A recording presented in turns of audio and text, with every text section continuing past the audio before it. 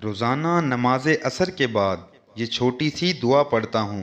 ہر مہینہ کروڑوں روپے کماتا ہوں۔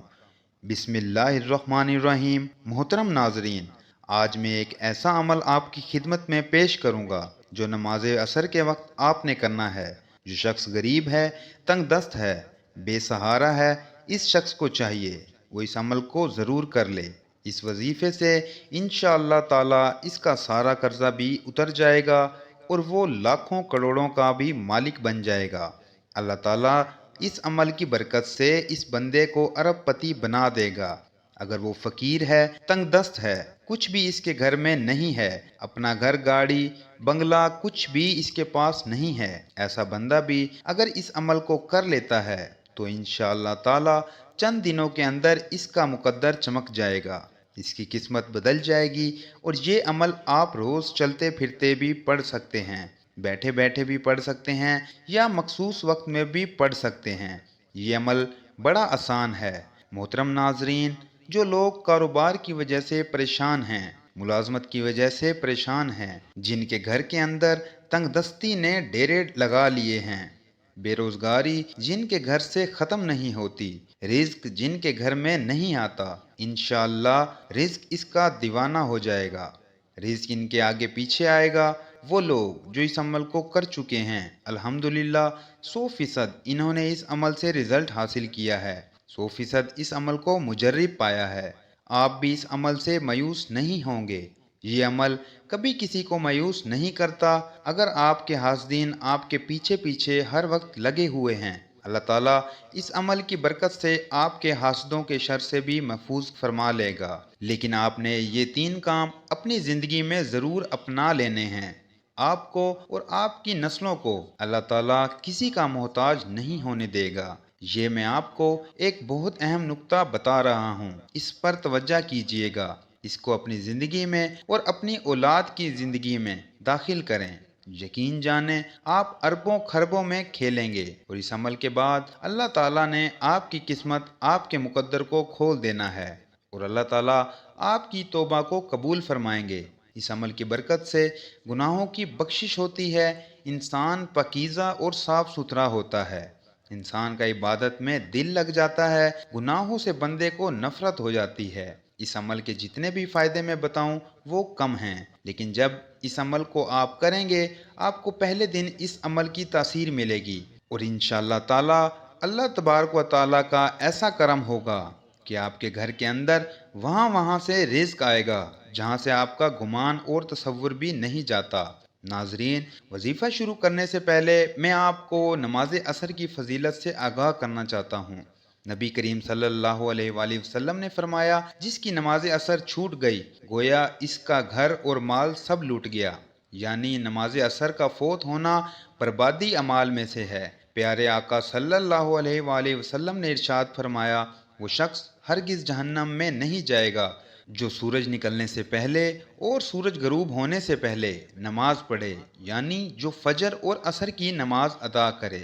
حضرت جریر بن عبداللہ رضی اللہ تعالی عنہ فرماتے ہیں، ہم لوگ نبی کریم صلی اللہ علیہ وآلہ وسلم کی خدمت میں حاضر تھے۔ آپ صلی اللہ علیہ وآلہ وسلم نے 14ویں رات کے چاند کی طرف دیکھا، پھر فرمایا، تم لوگ اپنے رب کو اس طرح دیکھو گے جیسے اس چاند کو دیکھ رہے ہو۔ اسے دیکھنے میں تم کو کسی بھی قسم کی مشقت اور تکلیف نہیں ہوگی، اس لیے اگر تم سے سورج کے طلوع ہونے سے پہلے اور غروب ہونے سے پہلے عصر کی نماز کو پڑھنے میں کوتاہی نہ ہو سکے تو ایسا ضرور کرو۔ پھر آپ نے اس آیت مبارکہ کی تلاوت کی، سورج نکلنے اور غروب ہونے سے پہلے اللہ کی پاکیزگی بیان کرو۔ حدیث پاک میں ہے، رسول صلی اللہ علیہ وآلہ وسلم نے فرمایا، جو شخص فجر اور عصر کی نماز پڑھے وہ جنت میں داخل ہوگا۔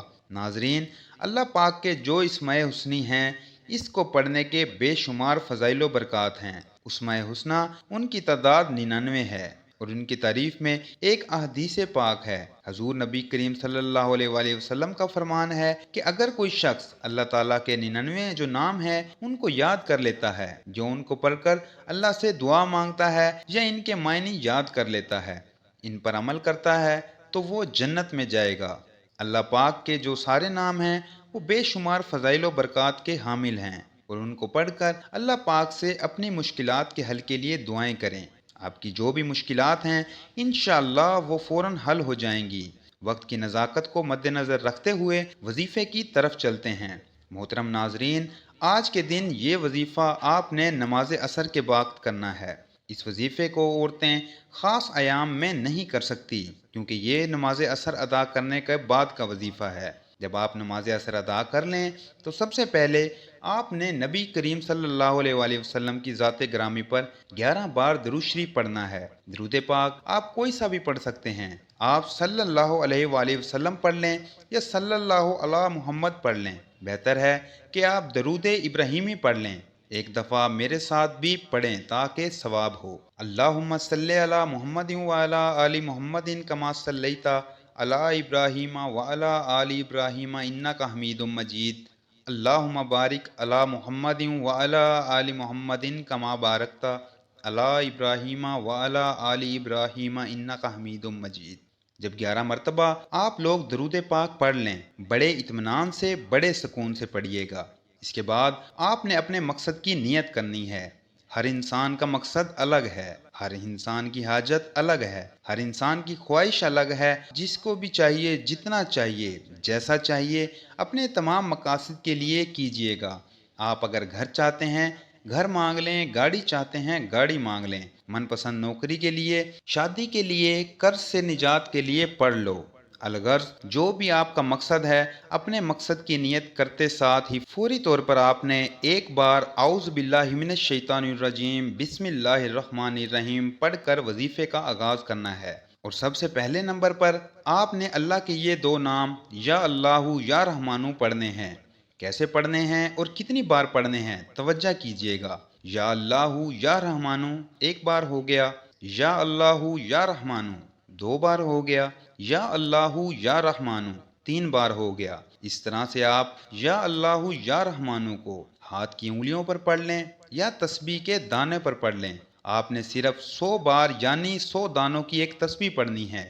اور یاد رہے عصر کی نماز کے بعد آپ نے یہ تسبیح کرنی ہے۔ انشاءاللہ اس سے آپ کے رزق میں برکت ہوگی، جو شر ہے وہ آپ سے دور چلے جائیں گے اور خیر ہی خیر اور عافیت کا معاملہ ہوگا۔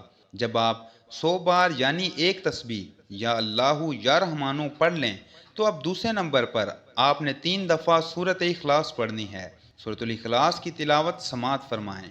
بسم اللہ الرحمن الرحیم، قل هو اللہ احد اللہ الصمد لم یلد ولم یولد ولم یکن لہ کفوا احد۔